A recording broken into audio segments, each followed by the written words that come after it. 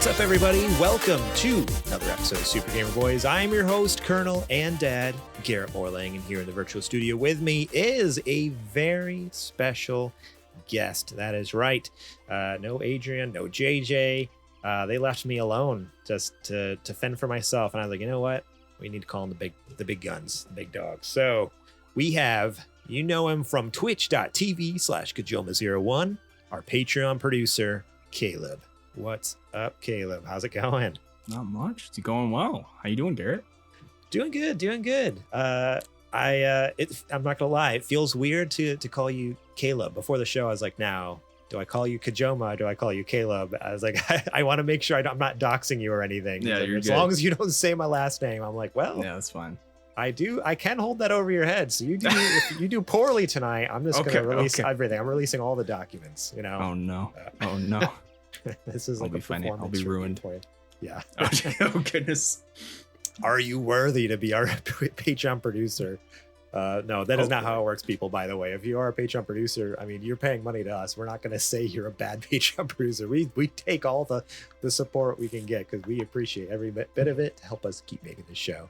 But yeah, well, just to give like a brief, I should have prepped you on this before the show. If I was a good host, I would have let you know that I was going to do this. Yeah. But I guess, how did you find the show and why do you pay us money? No, you don't say that. How do you find the show? And and how long have you been a part of the show or listening in on the show? Because that's it's actually, you're one of the long time listeners. Yeah, if I remember right. I believe so. So, my mother saw on Facebook, she was like, someone that we used to know is starting a video game podcast. Caleb, you like video games and podcasts, and you should check it out. And I was like, okay, I'll check it out. Mom. Sure. And then I was like, oh yeah, I like this. This is good. I think I started around potentially like episode 3, maybe. Okay. If I remember correctly. That was the Wild West. I'm surprised you listened because JJ was from stuck episode around. 3 to like episode 150. It was a rough patch with Jake. No, just kidding. Everything with Zetch. Okay. No. Yeah, and so I don't know, stuck around. I was like, y'all are cool. I've enjoyed it, and so I don't know what the like main impetus behind me joining the Patreon was, but I was like, I think I was thinking about it for a long time. Punishment. Like, I just want to burn cash. Instead of lighting cash on fire, I'm going to throw it to these guys. Exactly. I think I wanted you to support you on Patreon, and then I was like supporting you on Patreon, and then I was like, I have an idea, and that idea was fine for like 3 episodes, and then it went awful. Oh no. And then I was like, and then Eddie was like, we scratched that. We don't do that again. And I was like, you know what? I think you're entirely right. I think we don't do that again. Tall Tales with JJ was it was good in theory up until the tall tales got very tall and not friendly for a lot of people. Not appropriate for anyone. I forgot. Yeah, you were technically the brains behind Tall Tales of JJ, and what a wild and spectacular. I thought it would be weeks. a good idea, and then it was a great idea. I trusted JJ a little bit too much. Yeah, and we all make that mistake. You know, we all think we can trust JJ because he's a grown adult. You know, and then he should be fine. No, you can't trust him with anything, honestly. You can barely trust him to even just be a co-host on the show, honestly.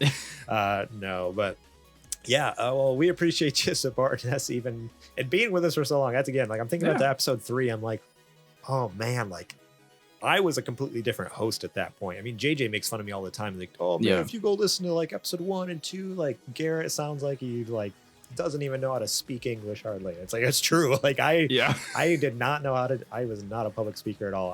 I mean, to be honest, I barely am now. But I am much more. You have a lot more practice at it now. I'm much more articulate now after doing this for almost 5 years now, 4.5 years, right? 2017, 2018. I forget when we started. Somewhere around then. It's been a while. 2018 is when we started. And so like we're coming up on 5 years. I've had a lot of practice, but yeah, back then, man, I don't know how anyone listened, to be honest. It's wild. So thank you for bearing with us and being, now you get to be on the show and talk about video games with us. So I'm so pumped. It's fun. Happy to have you. Well, today we're going to be talking about a new Nintendo console coming next year, Insomniacs mystery game, and Sakurai just can't stop thinking about Smash Bros. But first, let's give a quick shout out to our Patreon producers, Bumple Smash, Eddie Martin, and Kajoma01, and our Super Gamer sponsors, Julie Bates and Mama Mare. If you want to be awesome just like those folks, head over to patreon.com/supergamerboys, where you can support us starting at just $1 a month. That's right, $1 and you get episodes early and ad-free. It's the bare minimum, but you know what? You still get some good stuff. You get these episodes early, so as a Monday night, if you're a night owl, you could be getting this right after the show, after I edit. Pop them out there on the interwebs. And then you also now get our Super Later Boys, which is a Patreon exclusive show, only possible to get through Patreon. Previously with Super Gamer Book Club, we released them a couple months later for free for everyone, just because we wanted to give people a taste of what they can get on Patreon. But we're like, you know what? No more. You guys know the quality content we make. You see this show, you see Super Gamer Book Club. If you want the good stuff, head over to Patreon. Just $1, you can get that. We'll talk more about the different tiers later on the show. But yeah, Super Later Boys episode 2 now up as of today, as of this recording. So go check it out. I think in the description of it, I said we discussed topics about fireworks mishaps, movies we're excited to watch, and controversial chicken wing opinions. So if any of those things interest you, support us on Patreon. Listen to Super Later Boys episode 2.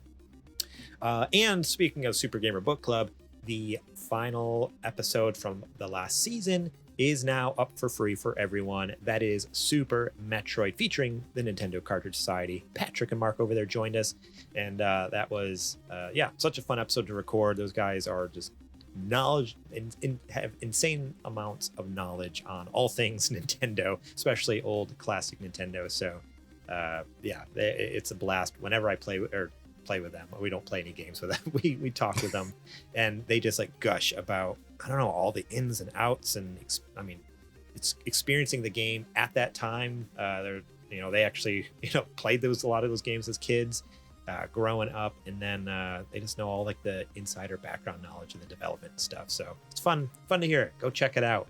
It's available on youtube.com/supergamerboys and all podcast services around the globe. That's it for that housekeeping. I do want to give a shout out to DJ Trues. That's right. Different music this week in the background. Hopefully you guys can hear it all right and it's not too loud or too quiet. But yeah, DJ Trues made these tunes, and I'm going to have links on the YouTube and podcast in the descriptions there. You can find them on Apple Music and Spotify. We've been fighting so long to get him on Apple Music, and he finally gave in. He's like, no, I won't do it. I'm only Spotify and like YouTube Music. I'm like, what weirdo is not on Apple Music? Get over here, dude. So here he is. He's here. We're listening to him. If you enjoy it, check him out later. But it's now time to check the mail. And now, Caleb, did Adrian give you the on button, the on switch for Super Gamer Bot, or no? Did he send that to me? I can't remember if he sent that to you, or I'm not sure if I got that actually. I don't. Okay. Let me know if I have that. Check the Google Drive real quick, because maybe he sent me the codes to start him up here. Yes. Okay, hang on. I think I have it here.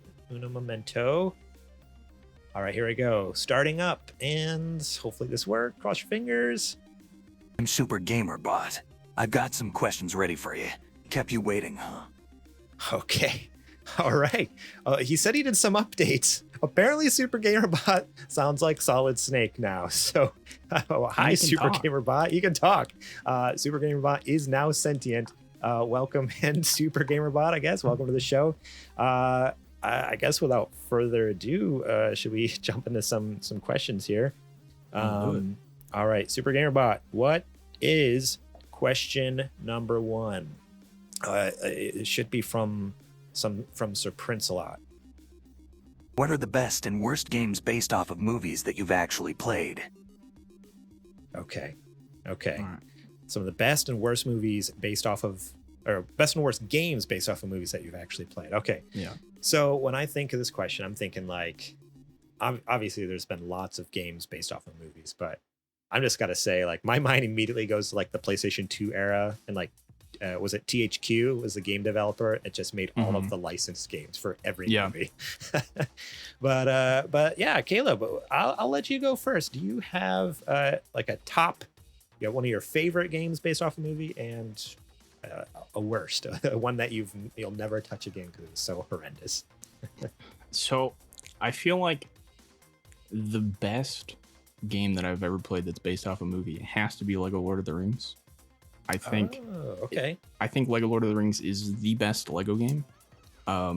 It was like one of the first games that had like voice performances in the game, and it had like an open world. They did a lot of like development on like upgrading from previous Lego games. It's top tier, very, very good game. That one's probably the best in my opinion. As far as worst, I just think of like a lot of mobile games that have like come out for like based on movies. I know there's been a lot of bad Star Wars games, unfortunately. I want to have good Star Wars games and they can't make them. I played Name one bad Star Wars game.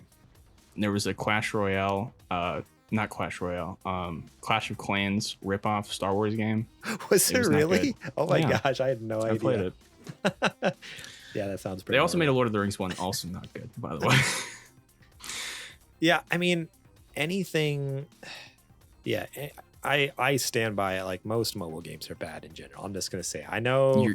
Okay, I can give you most, but there are good ones. Okay, yeah, there are good ones, but not. There's a lot of bad ones. There's a lot of trash. There's a lot of bad ones.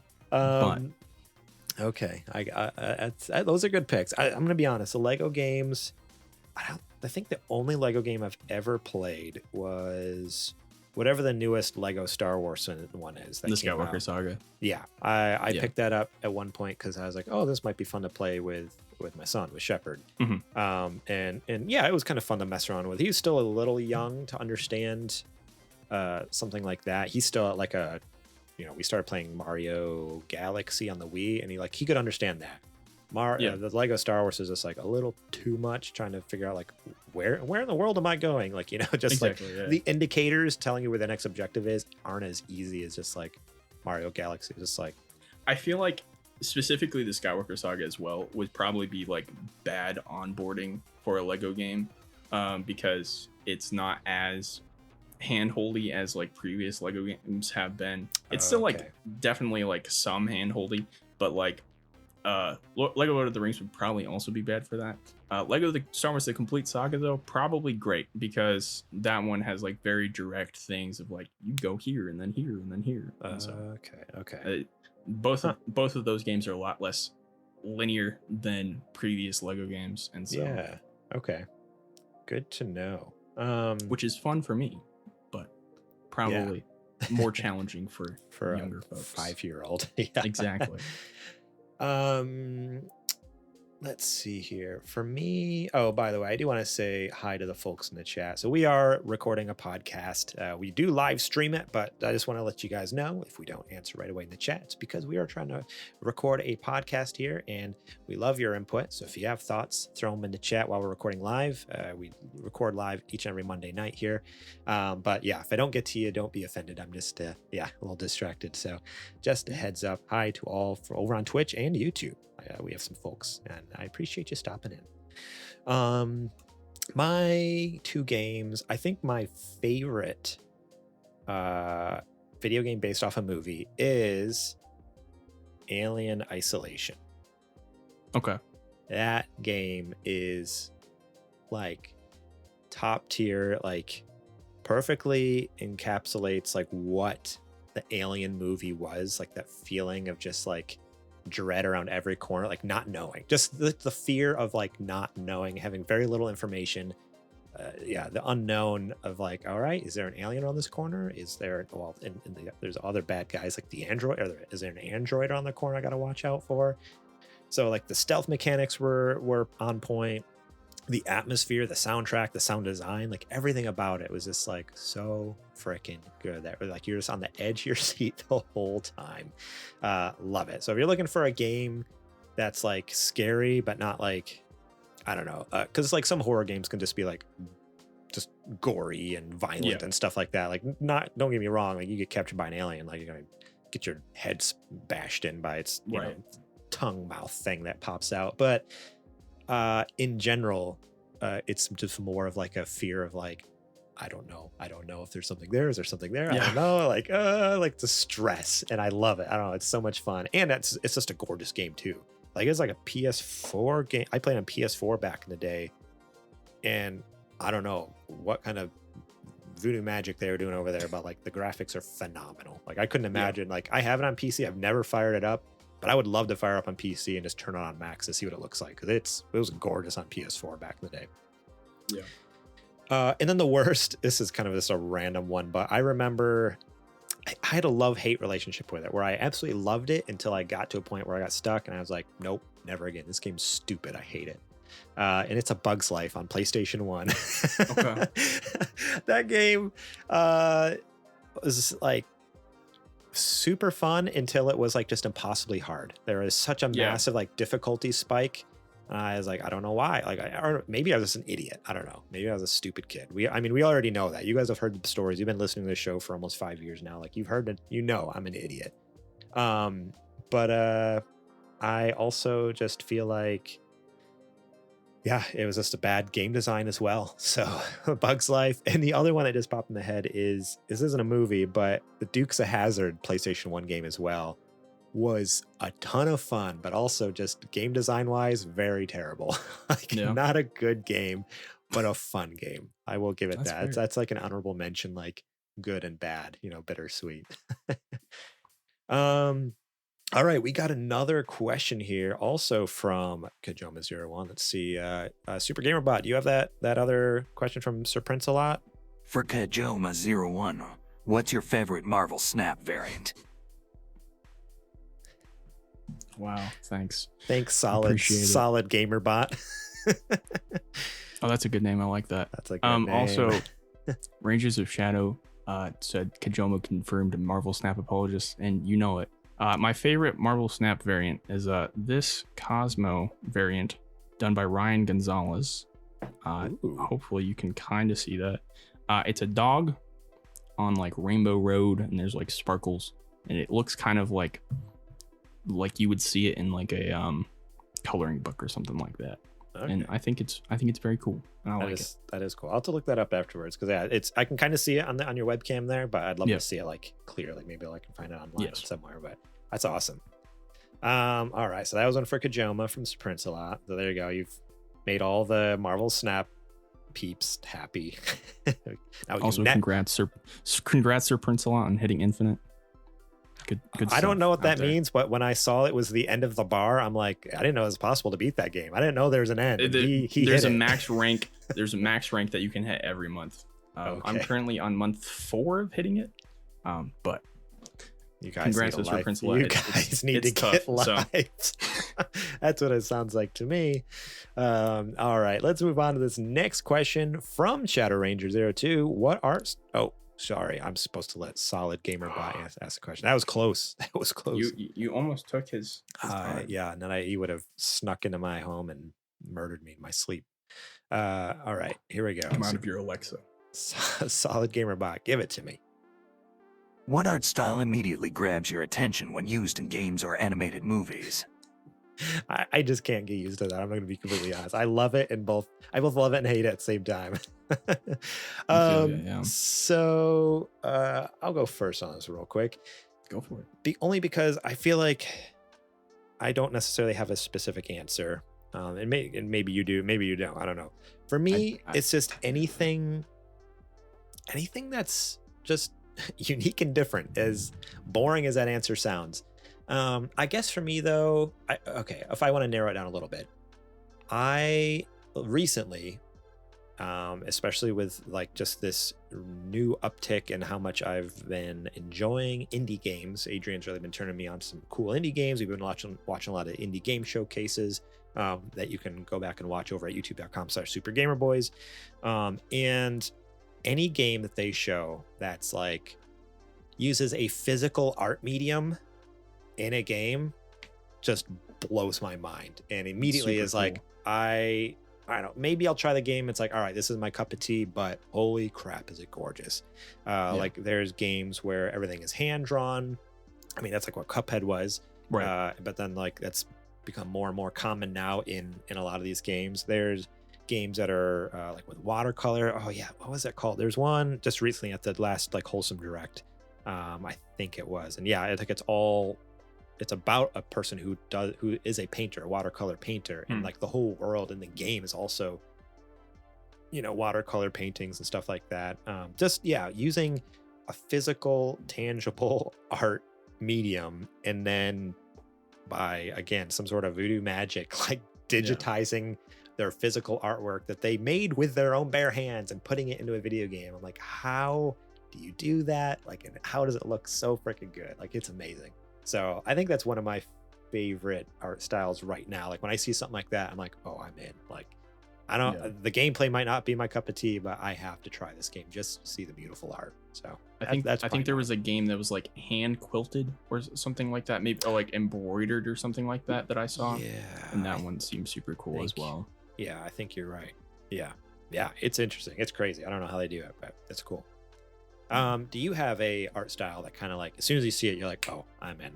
I gotta play. I like a lot of like stylized art as well, and like things that are unique. But I'm also a big fan of pixel art. When done well, like pixel art's just very cool. I know it was like a very common thing that you're like, another indie game that's with pixel art and stuff like that. But I just think pixel art's cool. I like pixel art quite a lot. So. Yeah,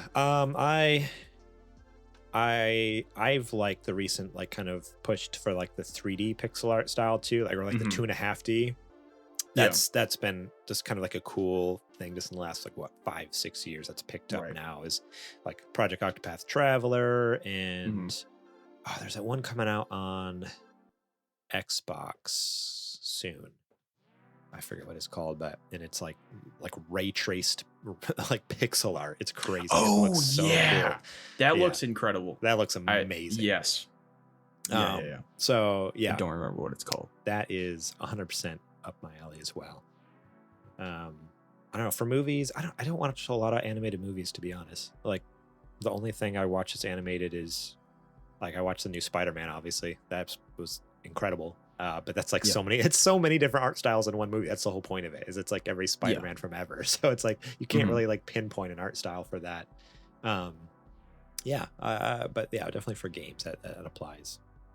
Yeah, I feel like something that people have touched on, and is like that something that Spider-Verse has done is like gone back to that you can using animation as not trying to emulate live action, which is like kind of what Pixar was doing for a while, and then they just like kind of got good enough that they've kind of gone back into like, all right, let's use animation as the medium that it is. And so I think that is like very cool. I obviously like hyper realistic animation is super impressive and very cool looking, but like using animation to the full extent where you can do wild things that aren't possible in live action is kind of the point. Yeah, totally. Yeah, I feel like that's 100% spot on, like my opinion as well. Like there's nothing wrong with like super realistic live action stuff, like even in video games. Like we talk about all the time, like obviously big bombastic AAA games that have multi-million-dollar budgets, like cool, that's great. But also just doing a cheaper budget and doing something that's unique and interesting and never seen before in that sense, and like a more creative sense than just like a realistic sense, is like, I don't know, this seems it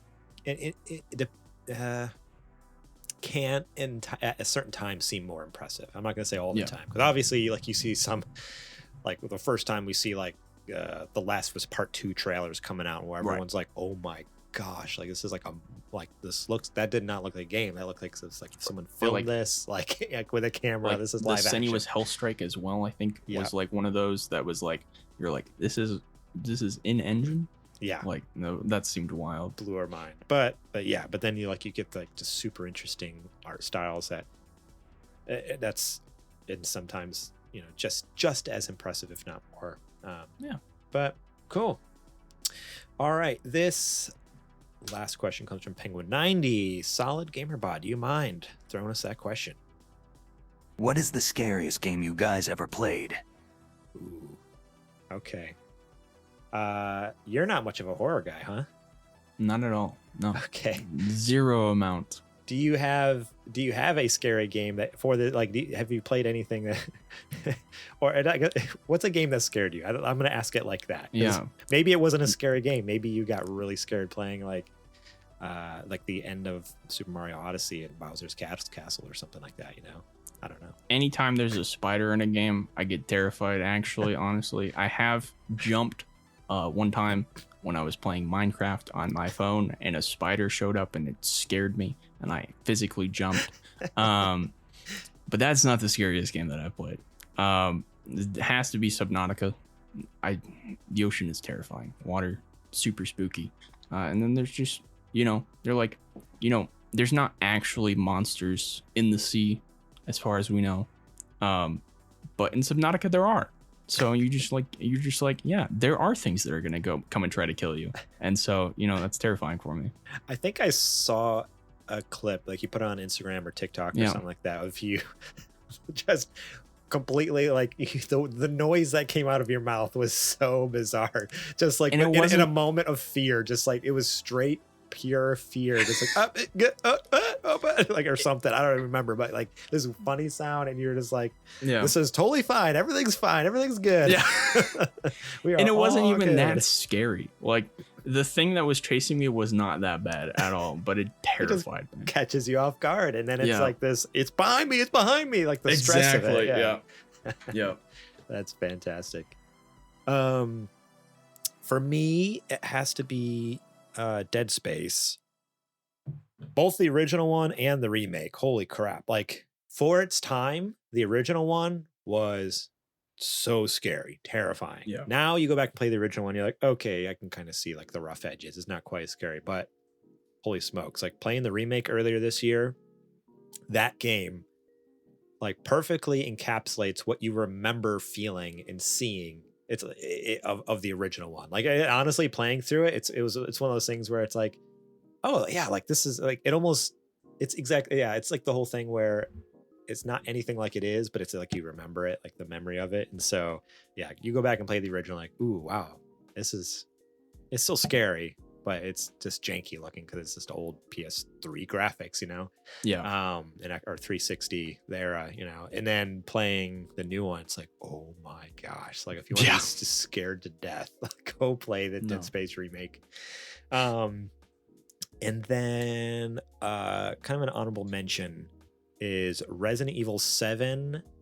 It was just terrifying even just on console. It was kind of like it was Resident Evil's first person game, because it'd always been third person up until that point, and a completely different take on the game. I feel like in the past it was generally more everything was always like very clearly tied to some sort of like science research accident or on purpose, something the Umbrella Company was up to.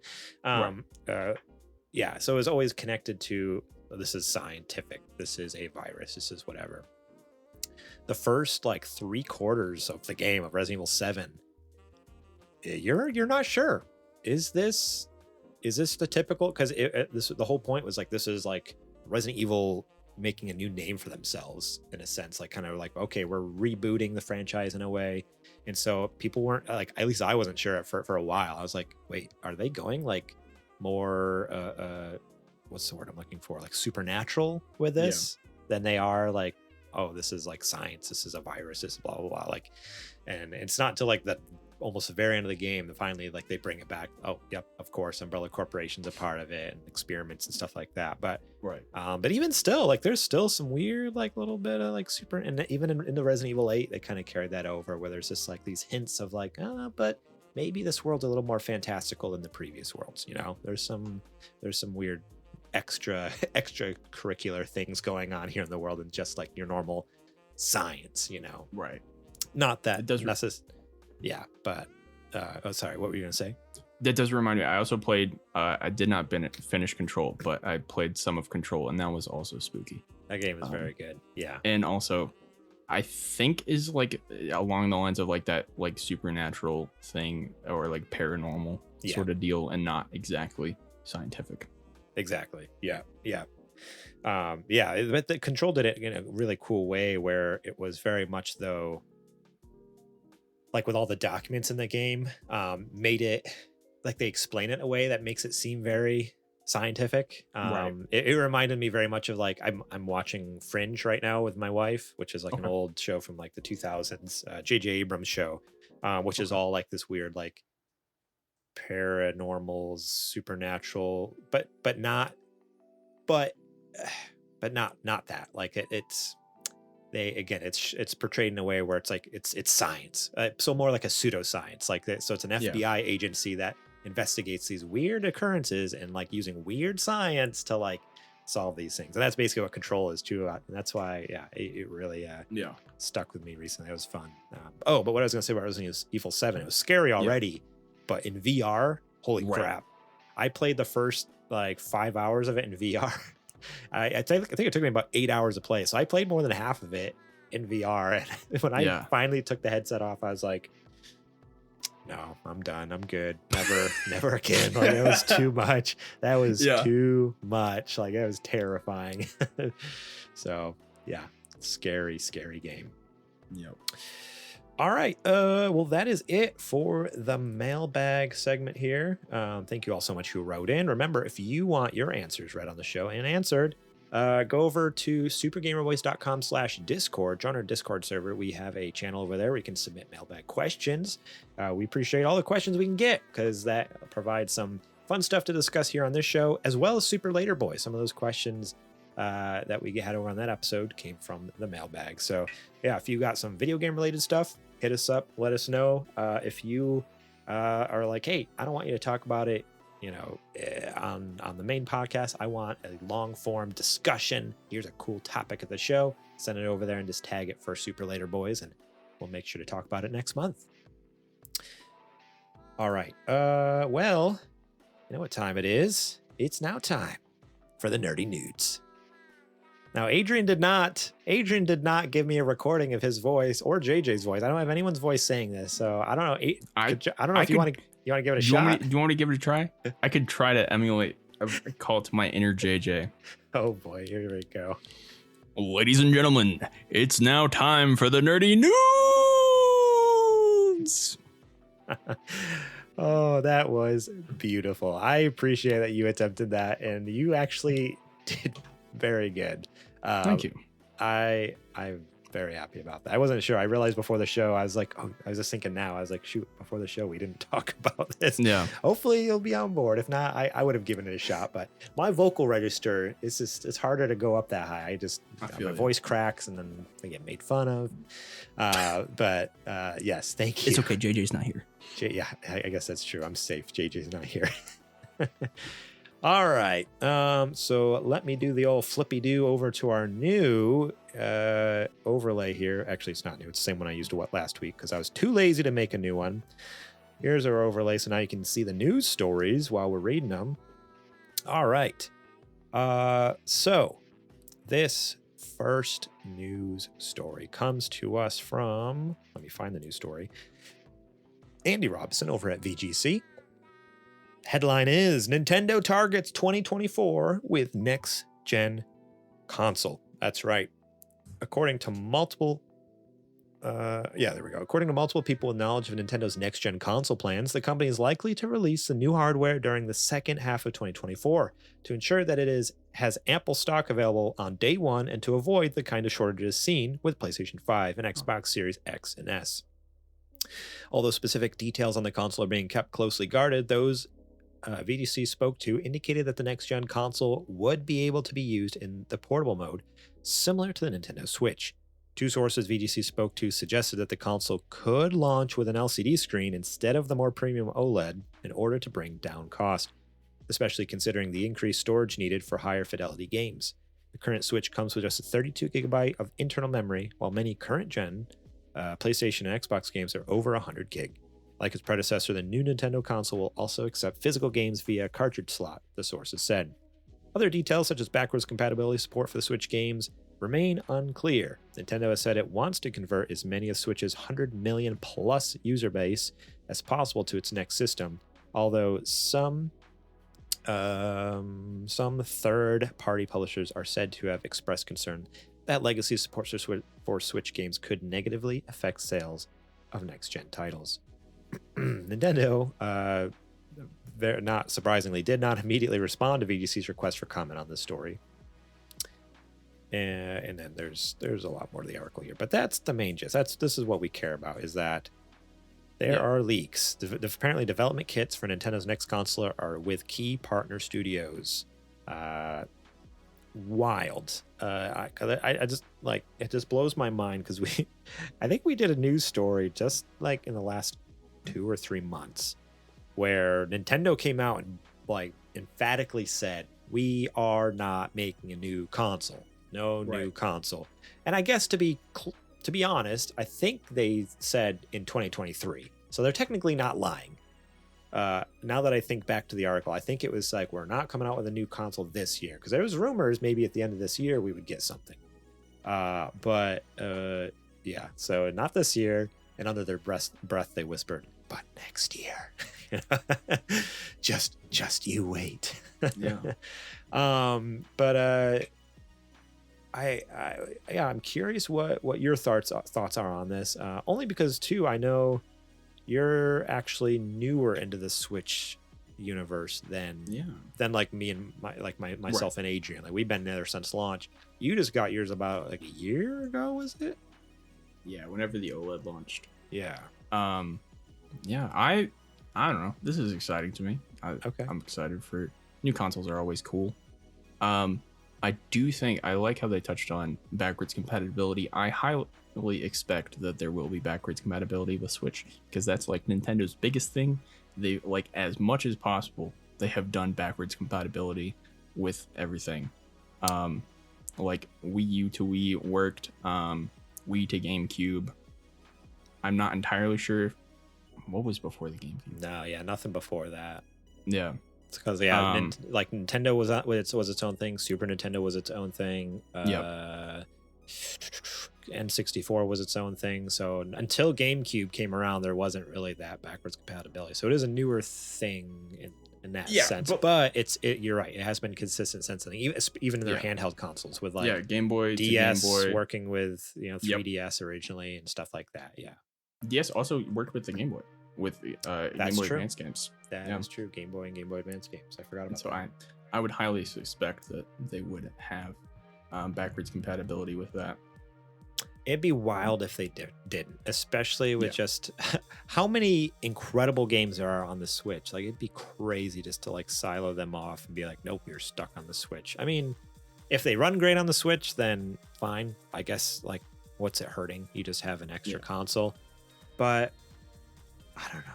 The especially nowadays, like where I buy 99% of my games digitally as well. Mm-hmm. It'd be so awesome to fire up whatever this new console is and have all my games there. Right. Like, I've spent so much money on this huge library of games. Like, please just let me bring them over. Right. So this doesn't like turn you off at all, because I guess some people can be like, again, this is speculation. I could see how people might be frustrated especially being a recent adopter of the Switch. You just get in with the OLED here. Right. And now a couple years later, it's like, all right, get rid of it, get the new thing. Like, some people could get frustrated with that, but it sounds like you're more just like, hey, cool, this is new hardware. I'm down. I'm excited. Will I buy it on launch? Probably not, but I'll probably get it like a year or two afterwards, or maybe I will. Maybe I do not currently use the Switch as much as I think that I like enough to like make it reasonable for me to buy this on launch. But I'd probably pick it up at some point, but it doesn't turn me off at all. Like, it's just a thing. Like, you don't buy the Xbox 360 Slimmer and then be like, they made an Xbox One. It's like, well, no one did that because of Xbox course. One sucked. Because well, that's I did that, but yeah. Okay. It's like, of course, I more think- consoles are gonna come out. It's not. Yeah. You I don't guess need to get upset. Yeah, I think it's just it's for me. I very easily experience FOMO with so many things, and so really it's just a me problem that I need to fix. But for me, like, so if that happened to me, like, I'd be like, dang it, I just got this console, like, now there's a new one, are you kidding me? But realistically, like, who cares? Like, it's a video game console, like, it's not got like it's the end of the world. Like, you can just get it, you know, a couple years, enjoy what you have and move on, or trade in what you have and put it towards the new thing, whatever. Like, I think, as long as if it has backwards compatibility, in my mind, it like doesn't make sense. Like, why not upgrade? You know, trade in my OLED and get the new one. The only reason I might hesitate, not OLED, is the rumors of it possibly not having an OLED due to cost. If it does not have an OLED, after spoiling us, finally giving us what we want, like we spent years with the launch Switch with just a normal LED, begging for OLED. Some sort of better screen. We got it. We love it. And then to take it away again, this yoink. Oh man, that would be another reason I wait 2 years. I go until they do the OLED for the next one. Right? Yeah. Adrian tweeted about it, and I commented on it and just said it was like the Princess Bride gif, like something about like we will revolt against you. I will get them to revolt against you, or something like that. Yeah. Like, I was like, we're riding. Like, if that happens, like, this is not okay, Nintendo. We need to like fight back on this one, because that's bizarre to me that they would like give us what we've been asking for and be like, just kidding, haha. Like 2 years later. Honestly, the most Nintendo move, though. Honestly, that tracks with what they do. That's unfortunately, not too far off. But yeah, I'm excited about this as well. I mean, I just love new hardware. I like video games. I like cool stuff. So again, I think my main takeaway though is like, make sure there's backwards compatibility, and like, it doesn't even have to be physical backwards compatibility. Who cares about the physical side? Just give me the digital games that come over, and then from there, I think mainly just having the screen thing, like, that would be fantastic. But cool. And now, I guess one last question. Yeah. Do we really actually think this is coming out next year? Like, if you look at how old the Switch is, it has been around since 2017. They said right? they said 7 years there, which is kind of wild to me. I don't know, like, maybe, but it does feel like still kind of early, potentially, to me. I mean, most consoles around that 7-year mark, that's pretty normal for the next gen to come out. So it's a normal time frame. But I don't know. There's just something about the Switch. Like, I know a lot of people complain about it having, like, being underpowered, but it's like, I don't need it to play freaking Elden Ring or whatever. Like, for the games it's playing, it's completely fine. Like, I don't think I've ever had a complaint on Switch. I know Adrian's had some weird things, like, what was it? Was it Hollow Knight? Or no, Cult of the Lamb. He had issues on Switch with, like, crashing and being, like, just laggy. Like, you wouldn't get, like, a consistent frame rate. I have seen that. I've experienced that a little bit with Cult of the Lamb. And then there's, like, random, like, when you're playing, like, 4-player, like, Mario Kart, there will be, like, a little bit, like, some frame drops sometimes. Okay. So, like, it is a fair thing, but it's not the end of the world. Yeah, for most of it, it's like, I've never had any of those issues. Like, I hear people talk about it, I'm like, I don't know, every game I've ever played is perfect, fantastic. So yeah, I don't know. We will see. Stay tuned because if there's going to be news about it, we'll be talking about it here. So make sure to subscribe and listen in. Before we move on to their next story, though, I do want to check with you, Kajoma. I think, did your mic input switch? Because you sound different.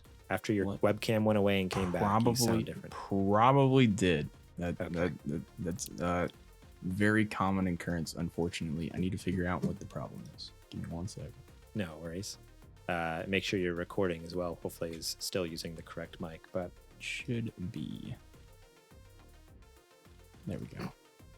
Sounds better. Crisp. Fantastic. Shouldn't have broken on the recording. Sweet. Looks fine. All right. Cool. All right. Moving on to this next news story. Coming from Grace Benfell over at GameSpot.com. Insomniac reportedly creating a mystery AAA game for PlayStation. A 2022 interview with the project lead has newly emerged. Insomniac is reportedly working on a third AAA game for PlayStation alongside its soon-to-be-released Marvel Spider-Man 2 and the upcoming Wolverine title. A newly surfaced interview with an Insomniac employee revealed that the game is in production. No other details about the game emerged, but Twitter account Dreamwalker spotted the interview with project director Aaron Eberhardt, along with 3 other game developers. Eberhardt worked at Sony on PlayStation Now and Blizzard at its esports division before making her way to Insomniac. The interview is from September 2022, but is now making the rounds on social media. Here's the tweet. It has a little video interview. So it was like an interview from Full Sail University. They must have had like some game developers on, probably in connection with their game development college degree that they offer. And so I watched through it, and a couple times she mentioned some unannounced game coming from Insomniac that she's a part of. So no concrete details about the project are stated, but Push Square reported that Insomniac was hiring for a multiplayer game 2 years ago. And given Eberhardt's esports experience over at Blizzard, it's possible that this project could be multiplayer focused. Eberhardt did express lots of enthusiasm for working on the project. She says, "It feels really good to be back home to Sony. I feel like they really invest in their employees. They invest in our education. They invest in our well-being. They invest in our growth. I'm having a blast, even if I can't talk about it." So not much to go off of. It's just interesting how this came out last year and just like went over a lot of people's heads. Like no one even like picked up like, oh, there's another game that they're working on over there. What's the deal with that? I think there's something to the multiplayer thing. Given PlayStation's kind of recent push for multiplayer games, and we did the article last week about live service games being their new focus, which in my mind, I'm thinking like, okay, obviously they're trying, like they already have a partnership with Bungie and Destiny. Yep. So is this going to be like because technically Destiny is a Sony produced game now. It wasn't before. Yes. But was. Yeah, exactly. So I wonder if this is kind of be like they're maybe a foray into that type of game, and it's like a pure PlayStation exclusive type Destiny game or something like that. Or we also talked about live service games being just like Fortnite and Warzone and stuff that also just have like live updates and in new seasons and stuff like that. Like there's a wide spectrum of live service games, but I don't really have a lot of experience with that category, but you do. I guess, off the top of your head, just what are your thoughts on this rumor? What's your experience with Insomniac games as well? So I played Marvel Spider-Man because it came to PC, and I thoroughly enjoyed that. I thought it was very cool. I liked it a lot. And I was like, I like this. I think that's my only experience with Insomniac games. I'm obviously excited for Spider-Man 2 and Wolverine, but unfortunately, as is the case with most PlayStation games, I kind of have to rely on the whims of Sony if they want to put the game on PC or not, because I do not own a PlayStation. Nowadays, seems like they're bringing everything over. It's kind of crazy. Like within like 2 or 3 years, like God of War has come over already. Last of Us came over. just last week, the new Ratchet and Clank game came over. Like, so you guys are getting everything over there, which is kind of cool. I appreciate it. Yeah, so that's as far as like, so that's also another that's also an Insomniac game, is that new Ratchet and Clank game. So when you have a chance to play that, there you go. You can try the other end of the spectrum, Spider-Man to Ratchet and Clank, which that game was incredible. I played it on PS5 and I freaking loved it. It was great. Yeah. As far as like live service games, I know, so Destiny is ending next year potentially. I don't believe it was like going to actually end, but like the end of the 10-year plan is next year. Okay. And so we'll see what happens afterwards. Bungie has said that they're going to continue working on it. They're also making Marathon, which is another, it sounds like it's basically Tarkov, which I'm kind of down for. I haven't played Tarkov, but a sci-fi Bungie game that's like Tarkov sounds fun to me. So I don't know. A lot of people have tried to make live service games before or games in the same vein as Destiny, and they have mostly petered out a lot of the time. Some of them have been good, but we'll see what happens. Insomniac is a good studio, so they might have the chops to do it. Yeah, I would hope not only like, yes, they're an Insomniac, so they make good stuff. Right. They have that in their favor, but with the PlayStation and Bungie partnership, I assume they would have the ability to like kind of show their work to Bungie and be like, hey, check this out. What do you think? Right. Hey, what do you think? What do you think? You know, give us some feedback, you know, that type of thing. And hopefully make their game, you know, great. You know? Yeah. But yeah, obviously it's hard to tell. It is interesting. Yeah. Her with her esports background too, though, could it be more of a multiplayer focused thing? Like with I guess, well, Destiny has that too. I always forget that Destiny is more than just like a PvE thing. There is a PvP aspect to it. So there is PvP. It has been left to the wayside basically. Most of the community is like, okay, I guess it's not actually a PvP game anymore. I really enjoyed the PvP in the game, but the Bungie has kind of stopped supporting it recently. Okay. There's a Ranger Shadow in the chat saying, the end of the current story, the Light and Dark saga, is ending. There's going to be another overarching story coming soon. Yeah. I'm curious though, like because they've done it once before. I'm curious if they end up spinning that off into like a Destiny 3 though, you know, do they start a whole new game? Because at this point, like, not that it doesn't look bad by any means, like firing it up, it looks gorgeous still, but with all the new technology there is, like if they could make a next gen version of Destiny and then again start up with a new story, I wonder if they'll do something like that. We'll see what happens. I know they didn't actually really want to do a Destiny 2, but they were like under requirements from Activision at the time to release 3 titles. And then part of the reason why they like went independent again and got out of the Activision like umbrella was so that they didn't have to do that again, because they put a lot of effort towards that, and they were like, we could have just kept on the same engine or in the same game, which I don't actually believe would have been good. I don't know how well that would have been. I thoroughly enjoyed Destiny 1, but it's a 9-year-old game now, and I don't think they really would want to be on that like 9-year-old infrastructure. But I think that they might do a Destiny 3, but I'm not sure how actually willing they are to do that. Yeah, how that would actually pan out for them there.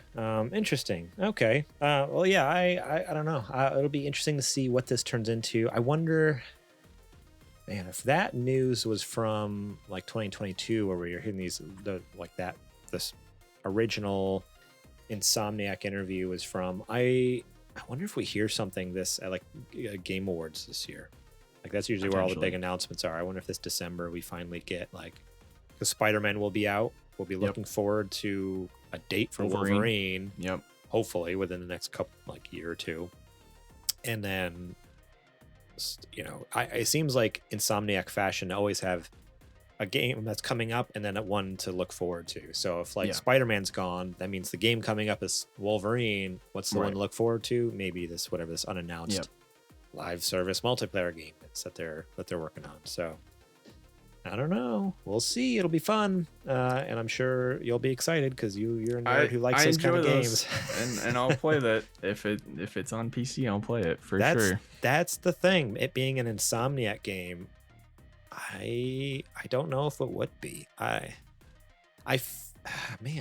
I want to say it would be on everything just because it's an online live service game. Like it makes more sense to not have it on everything. Yeah. It makes sense to have like as big a player base as possible for matchmaking and all that, but Insomniac is a first party studio and things they make generally just go to PlayStation. So it would be not unheard of, but very shocking still to be like, whoa, Insomniac game on Xbox. That would be, I don't even know if that's happened before. Let's see. I have Isn't Sunset Overdrive? You're right. So Insomniac game. Yeah, I think so. That was right before PlayStation bought them. Yeah, they did Sunset Overdrive, and then PlayStation was like yoink. So basically, 2014 was the last time they made an Xbox game. Oh, I take that back. Right when Song of the Deep apparently in 2016. Okay. Song of the Deep. Was that post PlayStation purchase? They might have already been. Oh, so the acquisition was in 2019. I didn't realize it was that recent. Wow, I thought the acquisition was farther back than that, but yeah, no, 2019. So it's actually very recent. Interesting. Okay, and basically since they've been picked up by Sony, they've been doing Spider-Man until Ratchet and Clank, obviously. Just Marvel stuff. Yeah, Marvel Spider-Man, Miles Morales, Ratchet and Clank, Wolverine. But we'll see. Imagine if it was the Avengers game but done well. Like that would be so sick. Oh yeah, like using. Man, that would be amazing. That's an actual good Avengers game would be very cool. So, that would be incredible. Yeah. That's if they could do that, that would be awesome. Yeah. That is brilliant. I do not think that's what it is, but I 100% on board with you. Like that would be incredible. It'd be very cool. Cool. Well, let me see here. Let's move on to this last news story here. This one comes from Andy Robinson over at VGC. Masahiro Sakurai says next Smash Bros. Will need some work to figure out. Super Smash Bros. Director Masahiro Sakurai has discussed the future of Nintendo's fighting game series in a new video. Since completing Smash Bros. Ultimate extensive DLC run last year, Sakurai has been running his new YouTube channel in which he shares game design tips and claim that he's semi-retired from game development. And that's in quotes there. It's kind of funny. With the latest Smash Bros. Having sold over 31 million units, the series is almost certainly set to continue.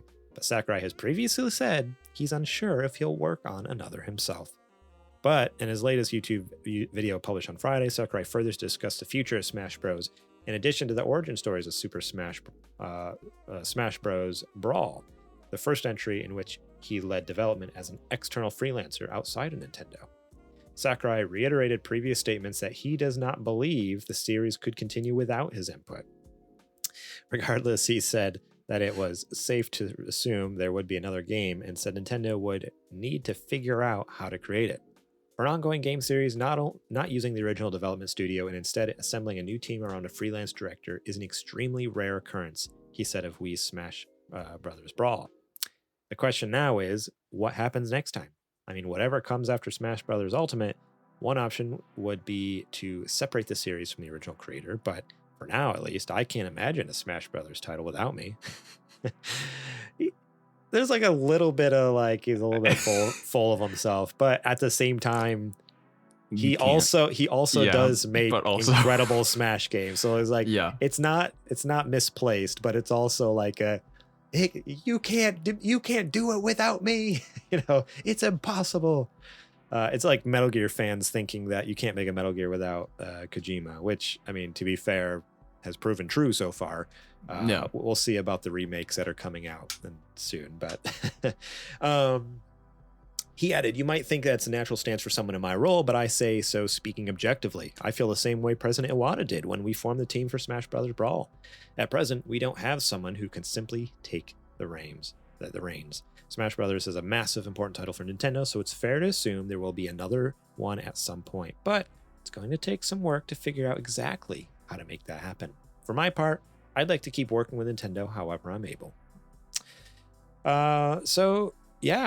He's it's just so funny to me because every time you hear from him, it's like, I'm done, I'm out, I'm sick and tired. I'm literally in an interview he talked about how during Smash Brothers he literally like had to go and get an IV drip and then just carry on to work, just whatever it took to keep him alive, to keep making this game. He passed out. He went to the gym one night like after work or something and like passed out. Like he's literally overexerting himself to the point of like near death making Smash Brothers a freaking video game. And he's still in his semi-retirement, can't stop thinking about this game. He's like, dude, you just need to we need to just find the off switch on him and just flip it. Like we need to like put him in a medically induced coma to force him to rest. Like that's what he needs at this point. It's like, all right, let's just shut him down for 2 years and then like, all right, pull him out of the coma. All right, now you can get back to making games. You've had, we forced you to rest and sleep. Yeah. So I'm curious though, on your end, well, first off, what is your experience with Smash Brothers? Is this something where you're like super, like I just know there's some people who are like casual, like, oh, it's a fun game to play once in a while, and then there's other people who are just like, no, like this is life.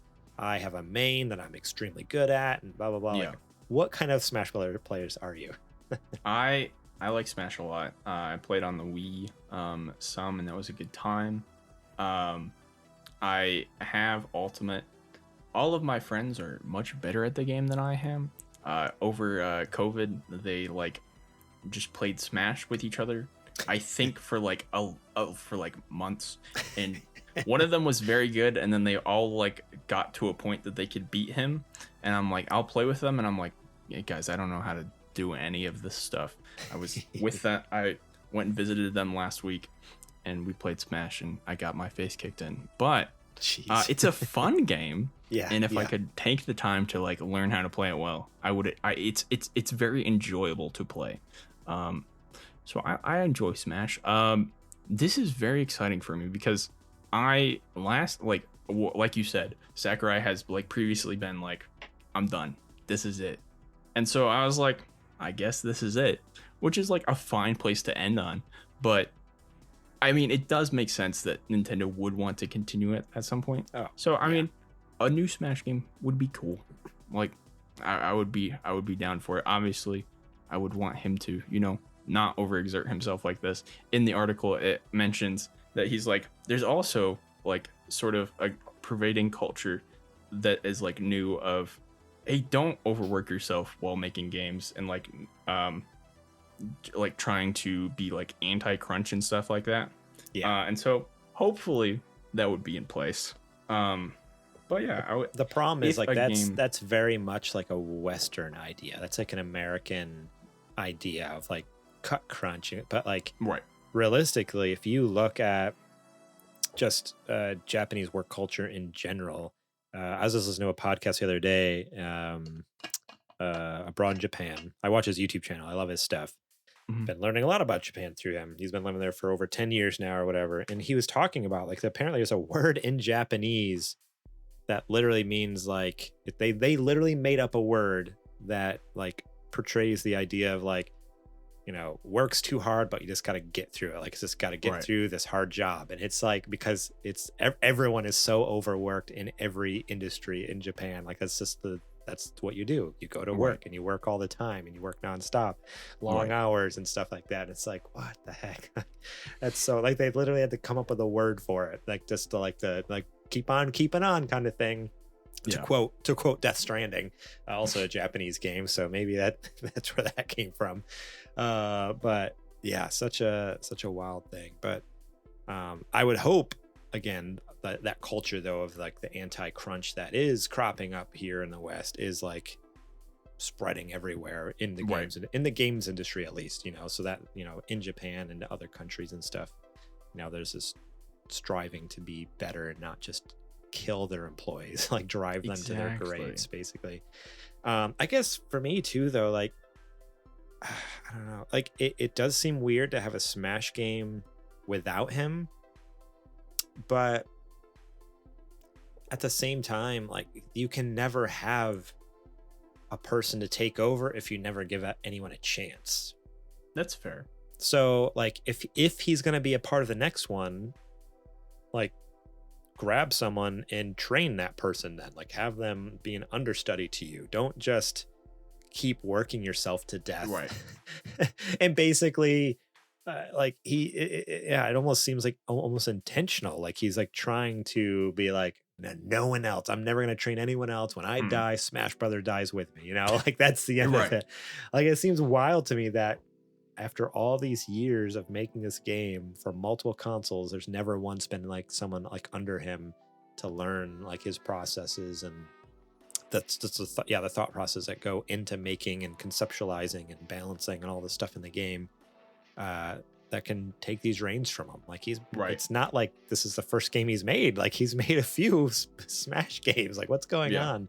So I don't know. That just seems a little weird to me, like that they're not making that a priority.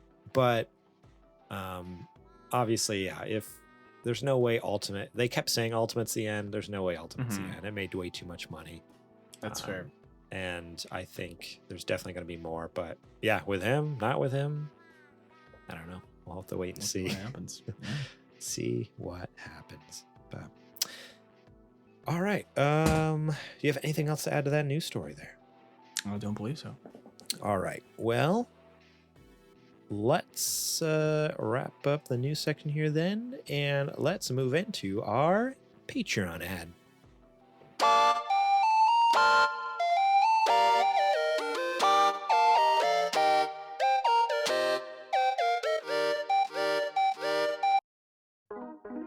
This is the part of the show where I tell you to go over to patreon.com/supergamerboys and support us over there starting at just $1 a month. That's right, $1. You get episodes early and ad-free, such as this show. Right after the show, I edit it, get it up there right away. So if you're a night owl, Monday night, you can be tuning in 2 days before everyone else who gets it on Wednesday on podcast and YouTube. So think about supporting us over there if you're interested in that. $5 a month, you can get our show notes early, so you know what we're going to be talking about. I shoot out the link on Patreon, and then you can not only look at the doc, but leave your own questions, comments, concerns, thoughts right on the doc. So if you see a listener question or news story and you're like, oh, I have input on that, I have thoughts on that, I want to answer that question, leave it on there, and I'll read the comment on the air if it's a good one. No just spamming, like Marvel Snap's the best game ever, because I'll just delete it and ban you from Patreon. No, just kidding. Never said that. It's true. He's never said that. Yeah. It's just good. But yeah, so you have access not only to see the show notes, but to have your voice heard by leaving your comments on those notes. $10 a month, and you can get all those previous perks, and the shout out in the show is a Super Gamer sponsor at the top of the show, and then the top dog tier. You can be a Patreon producer where you get all the previous perks, and you get to be a part of the show. I mean, Caleb finally got to be on our show. It took too long, but he finally is here. But he's had his voice heard. That's the other perk, is you get to pitch segments. We'll give him the old college try. As good or as bad as they go, it's time will tell. Yeah. But we try as much as we can, with those suggestions, and we appreciate it. And it's a lot of fun having those folks chip in there and join us on the show in various events that we do. So thank you to all who support us over on Patreon. We appreciate each and every one of you for making helping us make cool content, being able to buy games to talk about here on the show, or buy new equipment if we need a new mic and whatnot. And if you want to be a part of that, making our show bigger and better, patreon.com/supergamerboys. Also, before we get back to the show, remember, if you're watching over on twitch.tv/thesupergamerboys, live on Monday nights and other times every once in a while, not very often recently, but at least on Monday nights, you can subscribe to us for free. That's right. If you have an Amazon Prime account, you have a free Twitch subscription through Prime Gaming. You can link your Amazon account to your Twitch account. You can use your Prime Gaming sub each and every month, completely free to you. We get $5. We really appreciate it if you could throw that our way. Otherwise, it just goes to waste. And you have to remember to do it each and every month as well, because if you do not, it just sits there and disappears. So don't let Jeff Bezos steal your money. Give it to us if you're curious where to throw it our way. And you get some sweet emotes. You get Adrian's excited face and my pain face. If you just really love freaking people out. So give that a look, check it out, throw us a sub, we'd appreciate it. And now it's time to get back to the show.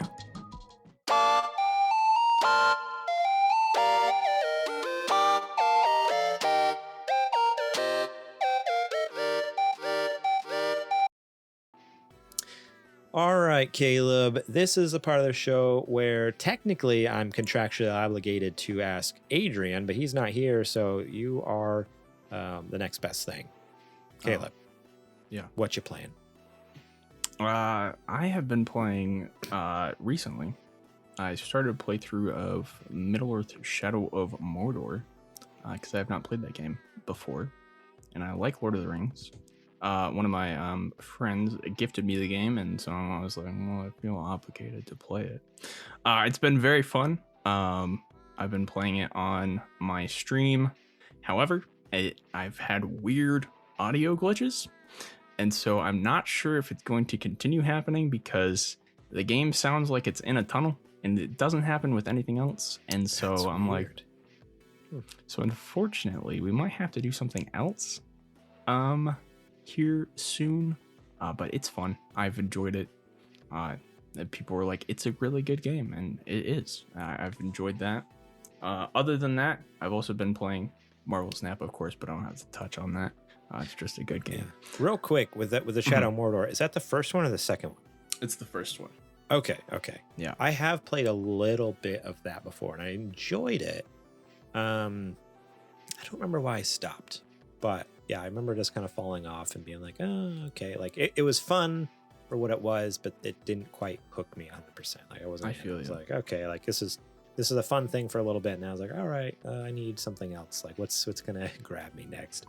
I feel like there's a little bit less like a direction than normal, or it's not like immediately obvious. Like I got back in and I was like, what am I supposed to be doing? And I like looked around at the map and I was like, I can't tell what I'm supposed to be doing, and then I figured it out. But yeah, I can see that for sure. Okay. Yeah. What else have you been playing besides Marvel Snap? I've also been playing BattleBit.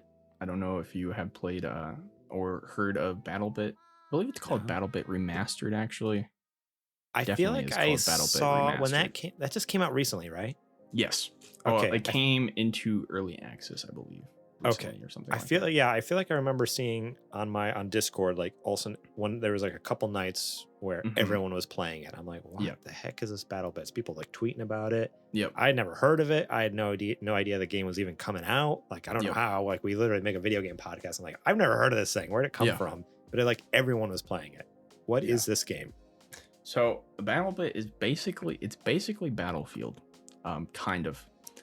You look like your Roblox characters, but the gunplay is actually good. You are on 257 player servers, which is a lot. There's 127 players per team. It runs very smoothly. It's like a $15 game on Steam. It's very cool. Super fun to play with your buddies. One of my friends has been playing it by himself, which I have played it a little bit by myself, and it's like less fun, but it's still good. One other fun thing about it, and probably like kind of the main like interesting thing about it, is that you do opt in, but there is like voice over IP, so like anyone you're like nearby, you can hear them talking, and there's like death cams and stuff, or like death mics and stuff like that. And so that's really fun. You're just going around. There's like helicopters and stuff like that. The helicopters are really hard to fly, but you'll just like be riding in a helicopter and someone's just like blaring some like music through their mic and stuff like that, and then you just like have random people yelling stuff. It's a blast. It just sounds of a time. chaotic. It sounds is, so chaotic. but it's very fun. Okay. That's good. It's a good time. Oh man, interesting. I'll have to look more into that because it sounds like it could be fun, especially with the right crew. Like, so it's Yes. multiplayer, right? So it's fun Yes. playing like a group with friends. Yes, Okay. yes. I will have to check that out.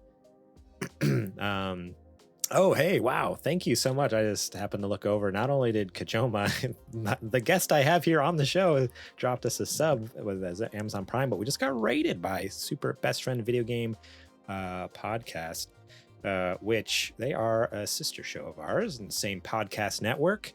So thanks for the raid. We appreciate it. Hey, I can't stick around. Welcome. Give you a raid. Thank you very much. We're just recording the show right now. So, that's awesome.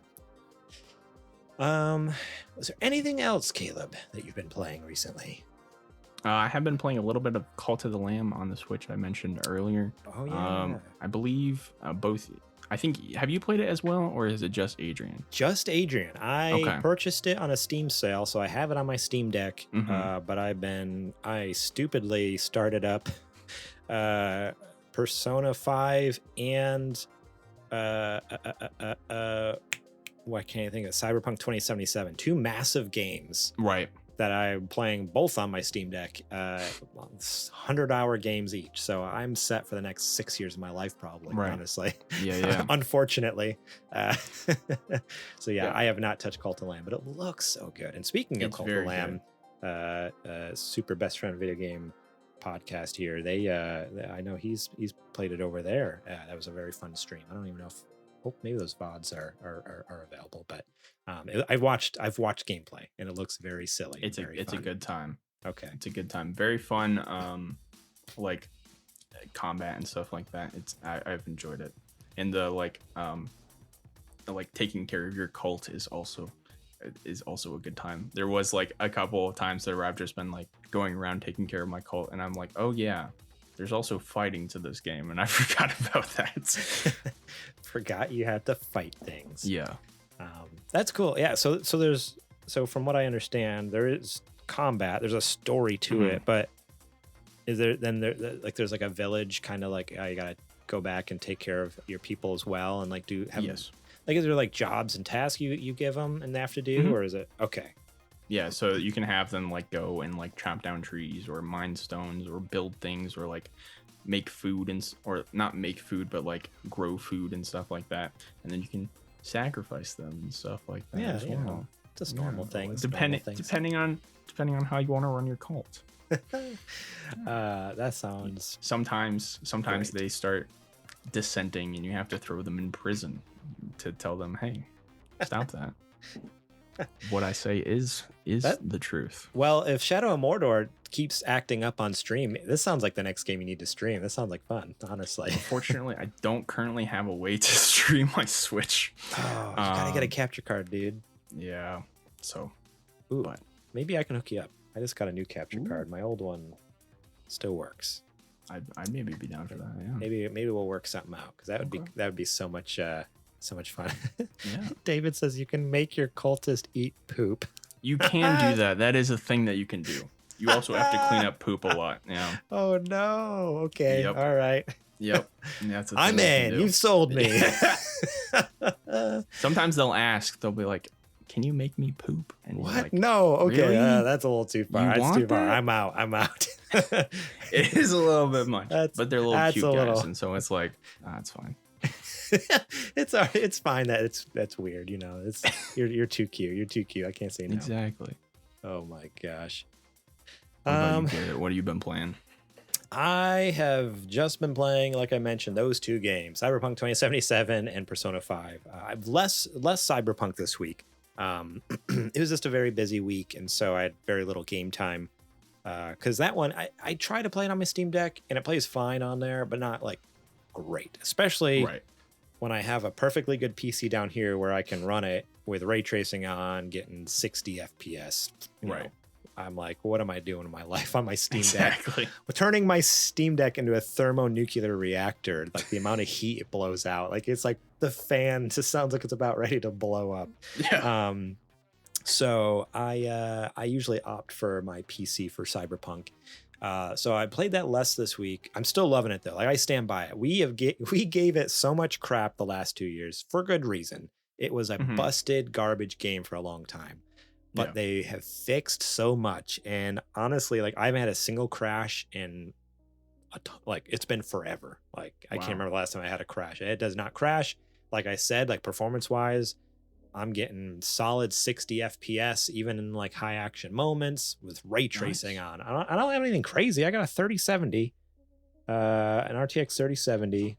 I do have like 64 gig of RAM, but I don't think it's really a RAM intensive game. It's more of a GPU hog. But DLSS is a lifesaver. Using DLSS on performance mode, whew, man, just freaking slays the Cyberpunk. So nice. Do that if you ever have it. But the main game I've been playing this last week is Persona 5. And I finally finished the palace with I don't even remember his name. But yeah, it's really fun. I think last week what had happened, last week I'd finished the palace, but I hadn't seen the resolution, like what happened, like because I don't want to spoil anything. It's like such a game that like it's worth just playing through, going into blind, because that's what Adrian did with me, and I'm happy he did. He always kind of like, no, I'm not gonna tell you, you gotta go experience it. But I finished my first palace, and then it's like in the real world you have to wait now, like okay, see the results of like what you did, because it's like a metaverse. It's like a multiverse kind of thing. Not multiverse, just two universes, like the metaverse and then the real world. Gotcha. Okay. And I did something in the metaverse, and I now had to wait for like the real world ramifications. What was going to become of this? Like, did it actually do what we set out to, what we were setting out to achieve? And I finally got the answer to those results. They finally showed us, like revealed, like how this guy is responding to what happened in the metaverse. And man, I don't know. It just has me stoked. And so I'm just kind of getting out of that quote unquote tutorial area. That was one of my biggest complaints with this game is I'm like 12 hours in and it still feels like a tutorial. And it is like, but for good reason. Cause I think like as Adrian said, it's a 100-hour game, on, not necessarily, it could be shorter, but in general, people will spend a long time in this game, 80 to 100 hours. Right. Having a 10-hour tutorial isn't really that bad, especially with how much there is to do in this game.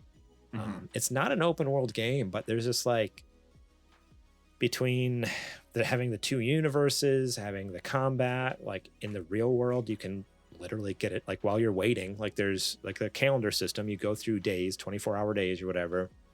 And they break the days up into like early morning, lunch, afternoon, night. Like there's different segments of the day. And then you have to decide what you're going to do that day. Like either if it's a school day, you obviously just go to school and do classes.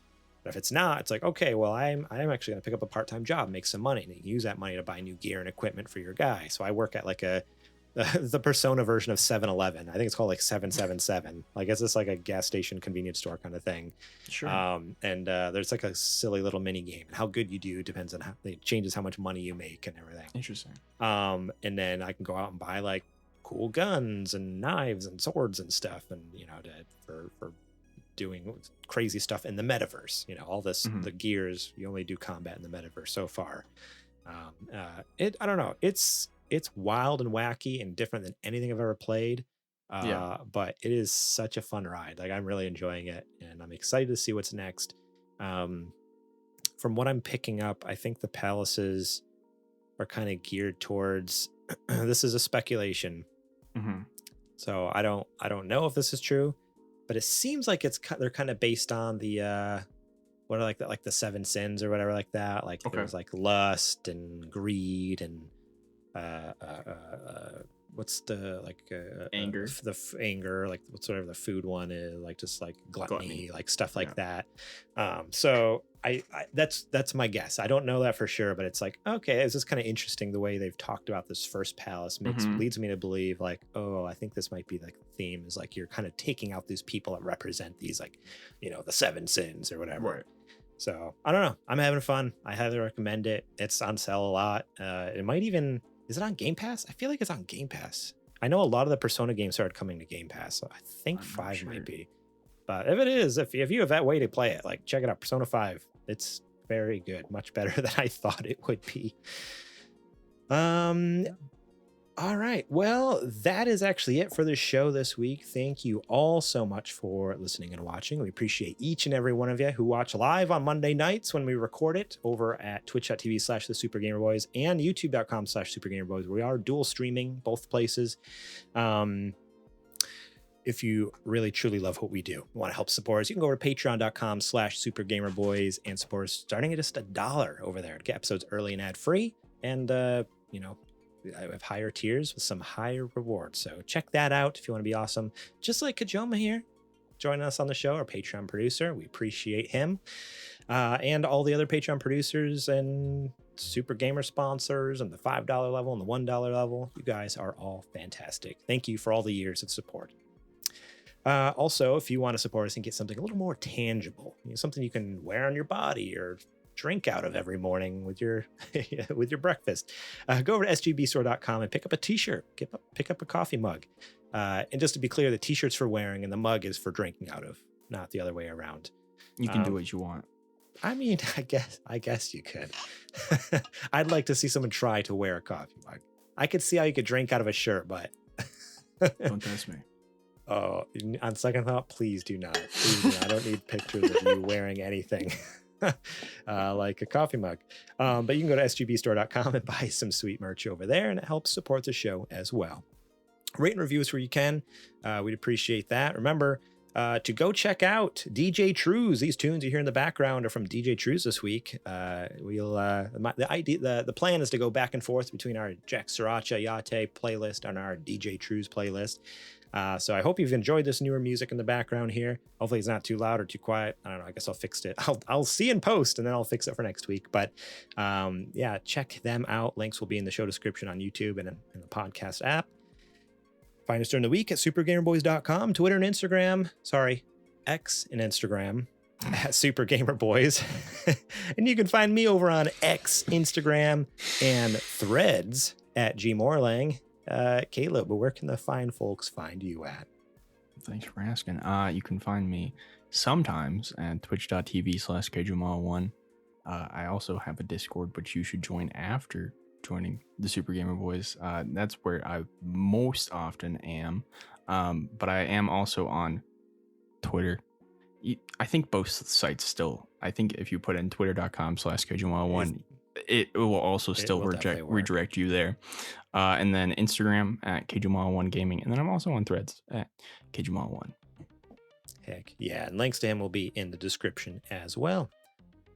All right. Well, that is it. Normally, Adrian and JJ are here to take me out, so I don't know what to do at this point. I guess we're just stuck on the air until my computer shuts off on its own. I don't know. Yeah. But no, just kidding. We just want to give you one last giant thank you for supporting us, for watching. And thank you again, Caleb, for joining me this week. Hopefully we'll have to, we'll definitely have to have you on another time, especially with Adrian. It'd be cool if you come on with the trio. But we appreciate all of you guys who are watching. And on behalf of Caleb and myself, we will catch you. Oh, sorry, that's not how it goes. See, I'm doing it wrong. It's we are the Super Gamer Boys, and we will catch you on the flippity flop. Man, I'm so jealous of Adrian. He's out watching Teenage Mutant Ninja Turtles right now. We'll hear about it next week.